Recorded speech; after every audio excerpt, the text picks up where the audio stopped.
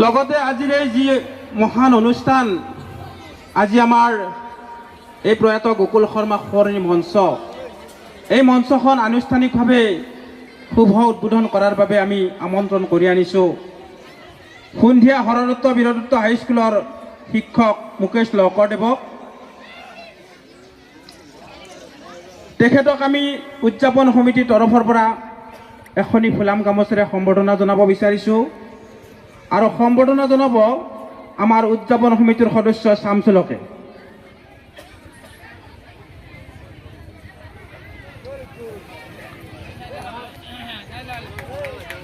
আৰু তেখেতক এটি জাপিৰে সম্বৰ্ধনা জনাব ইছুফ আহমেদে।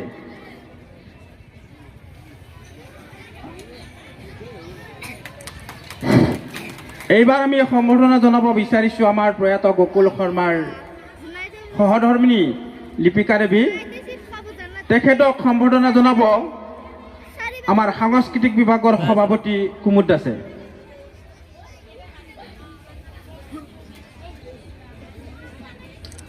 আৰু তেখেতক এটি জাপিৰে সম্বৰ্ধনা জনাব আনিছুৰ জামান ডাঙৰীয়া, আমাৰ কাৰ্যকৰী সভাপতি আনিছুৰ জামান ডাঙৰীয়াই।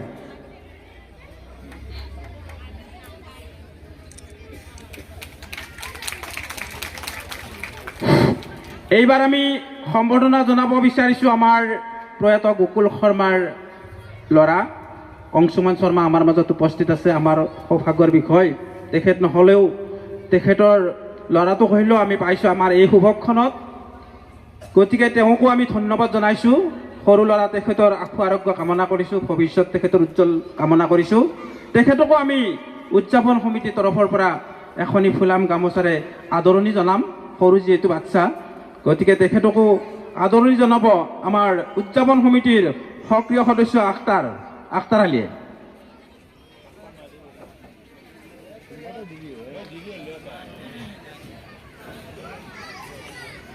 জেহাৰুল ইছলামে আৰু তেওঁক এটি জাপিৰে সম্বৰ্ধনা জনাব আমাৰ সাংস্কৃতিক বিভাগৰ সম্পাদক বাপুকণ আলীয়ে।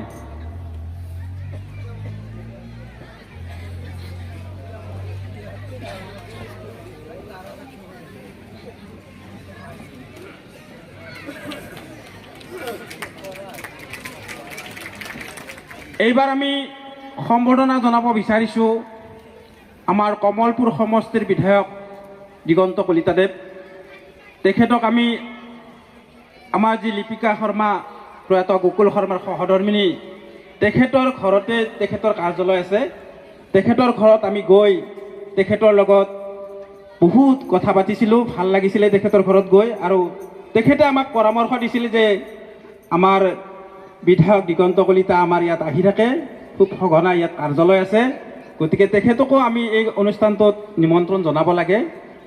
আমি সেই মৰ্মে তেখেতৰ বাসগৃহলৈ গৈ আমি উদযাপন সমিতিৰ কেইগৰাকীমান সদস্যই তেখেতৰ দুৰ্গা পূজা চলি আছিল, দুৰ্গা পূজা চলি থকাৰ সময়ত আমি গৈ তেখেতক নিমন্ত্ৰণ জনাইছিলোঁ। আৰু সেই মৰ্মে তেখেতে আমাক আহিম বুলি প্ৰতিশ্ৰুতি দিছিল, কিন্তু এতিয়া নিৰ্বাচনৰ বতৰ যিহেতু তেখেত বহুত ব্যস্ত। যি নহওক, তেখেতৰ পিয়ে আমাক পঠাইছে তেখেতৰ আমাৰ এই অনুষ্ঠানটোলৈ। বিভাগৰ পৰা এখনি ফুলাম গামোচাৰে সম্বৰ্ধনা জনাব বিচাৰিছোঁ। আৰু সম্বৰ্ধনা জনাব আমাৰ উদযাপন সমিতিৰ সদস্য নয়নজ্যোতি মালিয়ে।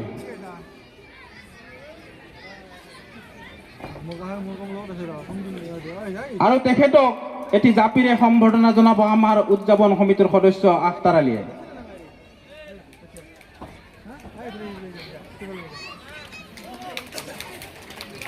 এইবাৰ আমি সম্বৰ্ধনা জনাব বিচাৰিছোঁ মুক্তাপুৰ নিবাসী বিশিষ্ট ব্যৱসায়ী কিশোৰ শৰ্মাদেৱ আমাৰ মাজত উপস্থিত, আমাৰ কষ্ট বৃদ্ধি কৰাৰ বাবে। তেখেতকো আমি উদযাপন সমিতিৰ তৰফৰ পৰা এখনি ফুলাম গামোচাৰে সম্বৰ্ধনা জনাব বিচাৰিছোঁ। আৰু সম্বৰ্ধনা জনাব আমাৰ উদযাপন সমিতিৰ সদস্য আইজুল, আৰু তেখেতক এটি জাপিৰে সম্বৰ্ধনা জনাব আইজুল হকে।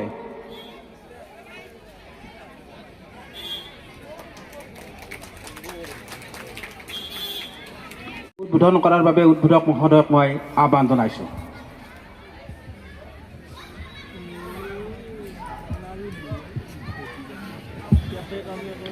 নমস্কাৰ।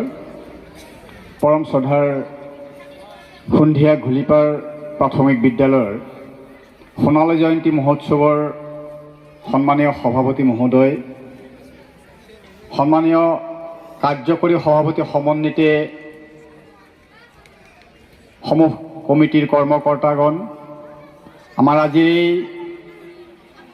মঞ্চদাতা বাইদেউৰ নাম লিপিকা দেৱী বাইদেউ, সন্মানীয় ডেকা ডাঙৰীয়া আৰু বিশিষ্ট ব্যৱসায়ী নামটো কি আছিল বুলি ক'লে, শৰ্মা ডাঙৰীয়া, আৰু মোৰ সন্মুখত আসন গ্ৰহণ কৰা মোৰ শ্ৰদ্ধাৰ আই মাতৃসকল, ছাত্ৰ ছাত্ৰীসকল আৰু শ্ৰদ্ধাৰ ৰাইজ, পোনপ্ৰথমতে মই আপোনালোকক এই ভোগালী বিহুৰ শুভেচ্ছা জ্ঞাপন কৰিছোঁ। লগতে পলংক হ'লেও ইংৰাজী নৱবৰ্ষৰ শুভেচ্ছা জ্ঞাপন কৰিলোঁ।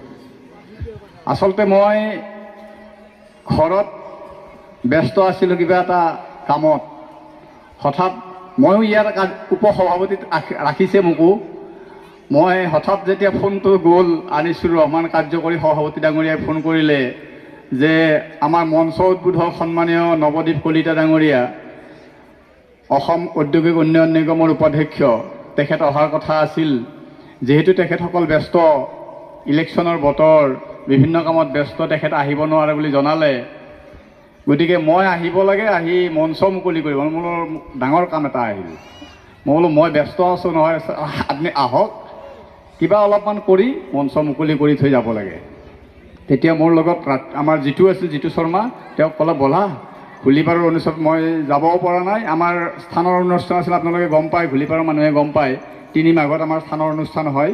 গতিকে তাত ব্যস্ত আছিলোঁ যোৱাকালিলৈকে। যোৱাকালি ১:৩০ বজাৰ পিছত মই ঘৰ পাইছোঁগৈ, আৰু ৰাতিপুৱা আজি নলবাৰী পাইছোঁ, সানেগুচি, মোৰ ব্যক্তিগত কাম এটাৰ কাৰণে। যিয়ে নহওক, আহি ভালেই লাগিছে যে ঘুলিপাৰৰ অঞ্চলত আমাৰে গাঁও সন্ধিয়া